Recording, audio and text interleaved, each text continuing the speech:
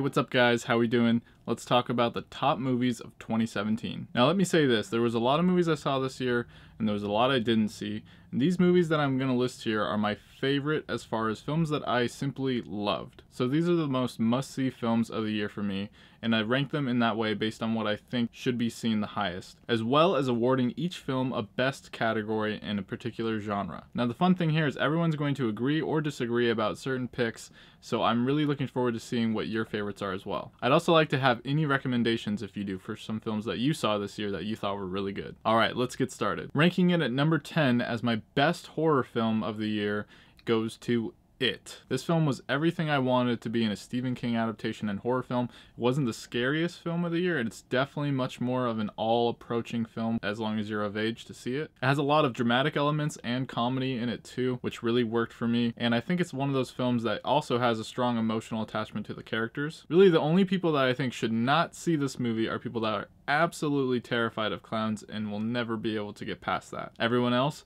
you have to see it. On to number 9, when I'm giving the best action film of the year to Baby Driver. This film has a lot of things going for it. It's also kind of a thriller and has some really cool, amazing shots and style to it that we see from Edgar Wright. Of course, the soundtrack is incredible. It plays off the music in a really fun way. It was the most unique and different film that I've seen this year, and I highly recommend you check it out as soon as you can. Coming in at number 8, I'm going to give the best family film to Wonder. Not only is this film about a whole family, in particular a young boy who has to deal with bullying in school because of how he looks, but also takes a strong socially impactful stance against bullying and helps us see the lighter side of things. It's a very heartfelt and emotional film that I think a lot of you will really dig. Coming in at number 7 for me is the best sci-fi and fantasy film. I'm going to have to give it to Blade Runner 2049. To me, this truly speaks as the sci-fi genre. This is what I look for. This really started a wave of films and things that came out with anime like Cowboy Bebop, Ghost in the Shell. Obviously, I'm referring to the original Blade Runner. And while this film was a little bit long, it was very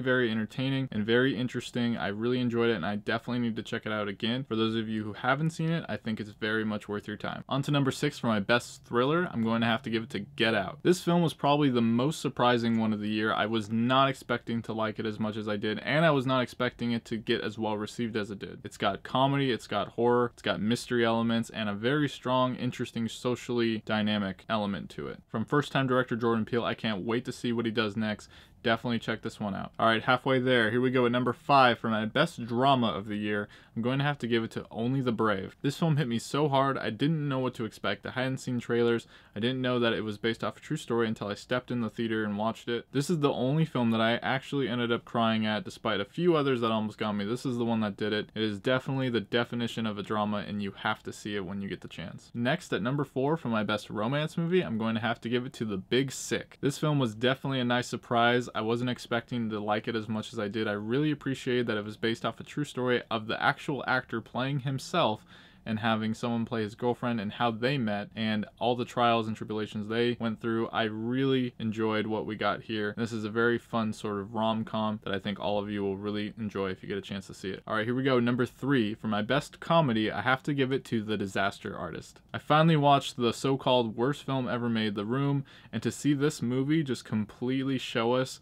the inner workings of how that movie was made, it was incredibly hilarious. It was a great time. It even had a couple of dramatic and really emotional moments itself. I was very impressed by James Franco and everyone involved with this film. You definitely gotta see it when you get the chance. Alright, we're almost there, you guys. Coming out at number 2 for my best animation film, I'm going to have to give it to Your Name. For those of us in the United States, it was released in 2017, so I had to include it on this list. The animation is simply stunning. To me, is the best classic hand-drawn animation film that you're gonna see this year. Has a lot of interesting elements. The story is a lot of fun. The characters are interesting. Has a lot of fantasy to it, and I think if you haven't seen this, you're definitely gonna have to check it out, especially considering they might actually do a live-action remake. I hope that doesn't actually pan out, because this film is going to go down as a masterpiece and classic in the anime feature film genre. Alright, coming out at number 1 for my best music film, I'm going to have to give it to Coco. This film simply has it all. Great music, characters, it's funny,